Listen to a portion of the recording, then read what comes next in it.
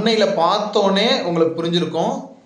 GNM முடித்தவங்க, அதாவது DGNM diploma nursing general nursing முடித்தவங்க ரொம்ப அலர்ட்டாக கேர்ஃபுல்லாக இருக்க வேண்டியது ரொம்ப முக்கியம். ஏன்னா இன்கேஸ் நீங்கள் சென்ட்ரல் கவர்மெண்ட் போகணும் இல்லை வெளிநாடுகளுக்கு போகணும் அப்படின்னு நினச்சிங்க அப்படின்னா அதுக்குன்னு சர்டன் க்ரைட்டீரியா இருக்குது. அந்த க்ரைட்டீரியா இல்லை அப்படின்னா நீங்கள் சென்ட்ரல் கவர்மெண்ட் எக்ஸாம் எழுதவே முடியாது. அதனால் இந்த வீடியோவில் நம்ம என்ன பார்க்க போகிறோம் அப்படின்னா, ஜென்ரலாக ஜிஎன்எம் முடித்தவங்களுக்கு டிஜிஎன்எம் முடித்தவங்களுக்கு என்ன eligibility criteria, age eligibility criteria என்ன, எஜுகேஷனல் எலிஜிபிலிட்டி க்ரைட்டீரியா என்ன, எக்ஸ்பீரியன்ஸ் எலிஜிபிலிட்டி க்ரைட்டீரியா என்ன. இதே மாதிரி நம்ம பிஎஸ்சி நர்சிங்க்கும் எலிஜிபிலிட்டி க்ரைட்டீரியா பார்க்க போகிறோம். அதுக்கு முன்னாடி நம்ம ஜிஎன்எம்க்கு பார்த்துருவோம். ஏன் வந்து ஜிஎன்எம் வந்து அலர்ட்டாக இருக்கணும்னு சொல்கிறேன் அப்படிங்கிறத சொல்லிடுறேன்.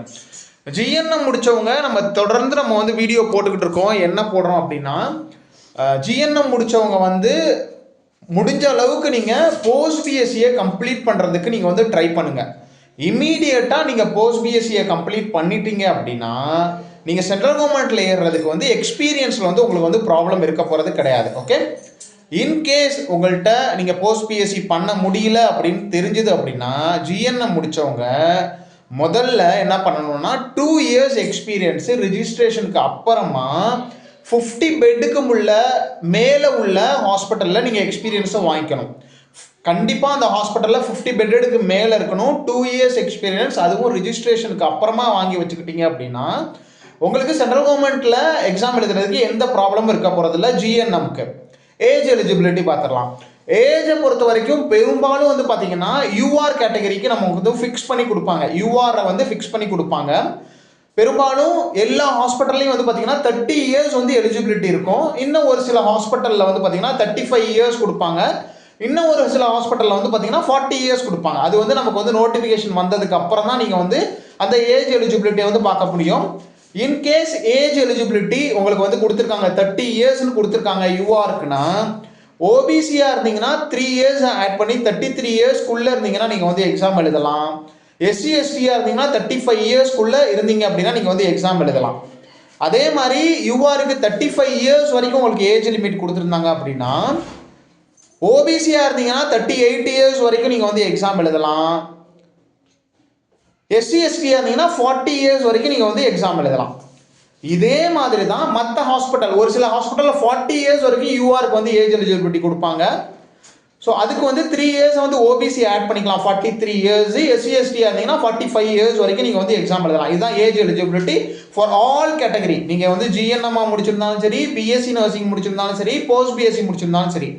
போஸ்ட் பிஎஸ்சியை வந்து பிஎஸ்சி நர்சிங் முடிச்சதாக தான் கன்சிடர் பண்ணுவாங்க. அதனால் இந்த இடத்துல நீங்கள் என்ன பண்ணுறீங்க, நம்ம வந்து பிஎஸ்சி நர்சிங் அப்படின்னு மென்ஷன் பண்ணோன்னா அதை வந்து நீங்கள் போஸ்ட் பிஎஸ்சியாகவும் நீங்கள் வந்து கன்சிடர் பண்ணிக்கலாம். ஓகே, ஸோ பிஎஸ்சியும் போஸ்ட் பிஎஸ்சியும் ஒன்று தான். ஜிஎன்எம் முடித்தவங்களுக்கு மட்டும் ஏஜ் எலிஜிபிலிட்டி எல்லாத்துக்கும் காமன் தான். எக்ஸ்பீரியன்ஸ் மட்டும் ஜிஎன்எம் முடித்தவங்களுக்கு 2 இயர்ஸ் எக்ஸ்பீரியன்ஸ் வேணும். அடுத்து வந்து பார்த்தீங்கன்னா ஏஜ் எலிஜிபிலிட்டி பார்த்தாச்சு. எஜுகேஷனல் எலிஜிபிலிட்டி ஆல்ரெடி சொல்லியாச்சு. ஜிஎன்எம்மாக இருந்தீங்க அப்படின்னா 2 இயர்ஸ் எக்ஸ்பீரியன்ஸ். கண்டிப்பாக ஜிஎன்எம்மாக இருந்தாலும் போஸ்ட் பிஎஸ்சியாக இருந்தாலும் பிஎஸ்சி நர்சிங்காக இருந்தாலும் கண்டிப்பாக ரிஜிஸ்ட்ரேஷன் பண்ணியிருக்கணும். எக்ஸ்பீரியன்ஸும் பார்த்தாச்சு. ஓகே, இதுதான். ஸோ இந்த எலிஜிபிலிட்டியை நம்ம தொடர்ந்து எல்லா நோட்டிஃபிகேஷன் வர்றப்பையும் நம்ம வந்து சொல்கிறோம். ஆனாலும் தொடர்ந்து இதை பற்றின சந்தேகம் வந்துக்கிட்டே இருக்கிறதுனால தான் சரி இதுக்கு தகுந்தாப்புல ஒரு கிளாரிஃபிகேஷனோட உங்களுக்கு வந்து ஒரு வீடியோ போட்டுடலாம் அப்படிங்கிறதுக்காக தான் இந்த எலிஜிபிலிட்டி க்ரைட்டீரியாவை வந்து உங்களுக்கு வந்து வீடியோ போட்டிருக்கேன்.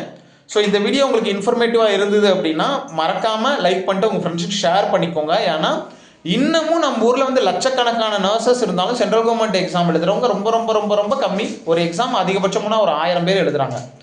ஓகே, டோட்டல் நர்சஸ் ஸ்ட்ரென்த் வந்து லட்சக்கணக்கில் இருக்கிறாங்க. ஆனால் 1000 பேர் தான் நம்ம எக்ஸாம் வந்து எழுதுறாங்க. அதனால் இன்னும் நிறைய பேருக்கு உங்களோட குரூப், நீங்கள் இருக்க குரூப்பில் உங்களோட ஃப்ரெண்ட்ஸுக்கு ஷேர் பண்ணுங்கள்.